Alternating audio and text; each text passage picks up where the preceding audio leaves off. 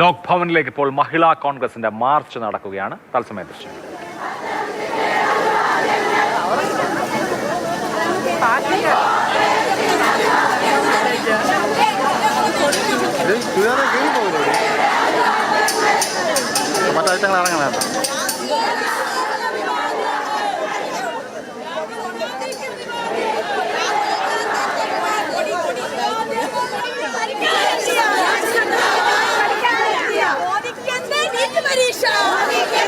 അമൽ തേനമ്പറമ്പിൽ വിവരങ്ങളുമായി. അമൽ, നീറ്റ് പരീക്ഷാ ക്രമക്കേടിനെതിരെ രാജ്യവ്യാപകമായി പല സംഘടനകളുടെ സമരമുണ്ട്. ഇപ്പോൾ മഹിളാ കോൺഗ്രസ് ലോക് ഭവനിലേക്ക് മാർച്ച് ചെയ്യുന്നു. എന്താണ് വിശദാംശങ്ങൾ?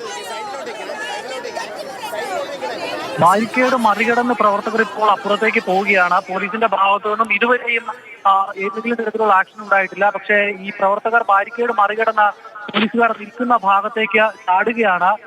ഇതിന്റെ ഒരു സൈഡിലൂടെ പോലീസുകാർക്കിടയിലേക്ക് പ്രവർത്തകർ എത്തുന്നുണ്ട്. അതിനാൽ തന്നെ ജലവിരുദ്ധ പ്രയോഗം അടക്കം ഉണ്ടാകുമെന്നുള്ളതാണ് ഇപ്പോൾ മനസ്സിലാക്കുന്നത്. കഴിഞ്ഞ കുറെ സമയമായി ഇവിടെ ഈ പ്രതിഷേധം തുടരുകയാണ്. ഏകദേശം അരമണിക്കൂറോളമായി പ്രതിഷേധം നടക്കുന്നു.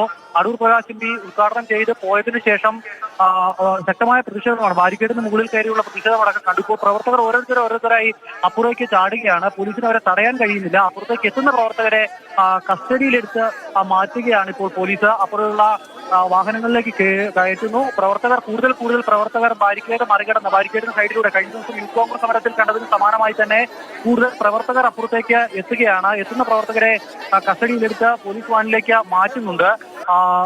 അധികം ഈ പ്രവർത്തകരുടെ ഭാഗത്തു നിന്നും ഇത്തരത്തിൽ പ്രകോപനം തുടർന്നാൽ ജലപീരങ്കി അടക്കം പ്രയോഗിക്കുമെന്നുള്ളതാണ് മനസ്സിലാക്കുന്നത്. ജബി മേത്തർ അടക്കമുള്ള മഹിളാ കോൺഗ്രസിന്റെ നേതാക്കളുടെ നേതൃത്വത്തിലാണ് ഈ പ്രകടനം ഇവിടേക്ക് എത്തിയത്. KPC ആസ്ഥാനത്തു നിന്നുമാണ് പ്രകടനമായി പ്രവർത്തകർ ഇവിടേക്ക് എത്തിയത്.